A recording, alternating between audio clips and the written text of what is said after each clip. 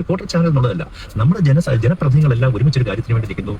ചാനലുകൾ തീർച്ചയായിട്ടും മാധ്യമ പ്രവർത്തകരെല്ലാം ഒരുപോലെ നമ്മുടെ ഈ നാട് നേരിടുന്ന പ്രതിസന്ധി ഘട്ടത്തെ അതിജീവിക്കാൻ വേണ്ടി ജനപ്രതിനിധികൾക്കൊപ്പം സർക്കാരിനൊപ്പം ഒരുമിച്ച് നിന്നതാണ്. ഞാനിപ്പോൾ എന്തുകൊണ്ടായി സർക്കാർ ഉദ്യോഗസ്ഥന്മാരെയും ജനപ്രതിനിധികളെ എല്ലാം നമ്മൾ ഒരുപോലെ കണ്ട് ഒരുപോലെ നിർത്തി ഈ ഒരു പ്രശ്നം നമ്മൾ തരണം ചെയ്ത് വീണ്ടും പഴയ രീതി ഇവരൊക്കെ അവരുടെ വീടുകളിൽ താമസിക്കേണ്ട ഒരു അവസ്ഥ വരുന്നിടം വരെ നമുക്ക് ഊണമില്ല ഉറപ്പമില്ല.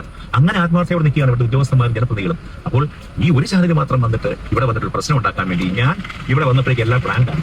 ഇതിനു മുമ്പ് തന്നെ എന്റെ സുഹൃത്തായ ഒരു ബ്ലോക്ക് പഞ്ചായത്ത് മെമ്പറെ റിപ്പോർട്ട് ചാനലുകാരൻ വെച്ചിട്ട് വെക്കുന്നു ഒരു റവന്യൂ ടവർ ഇവിടാണ്. കാര്യമൊന്നും പറയുന്നില്ല. അപ്പൊ തന്നെ മനസ്സിലായി തന്നെ പ്ലാൻഡ് ആണ് എന്നുള്ളത്. ഞാൻ നിലവിലത്തെ തൊട്ട് MLA ആണ്. ഞാൻ അറിയുന്നതിന് മുമ്പേ മുൻ MLA ഇറങ്ങി ഇവിടെ വന്ന് എല്ലാം നോക്കുന്നു, കാണുന്നു.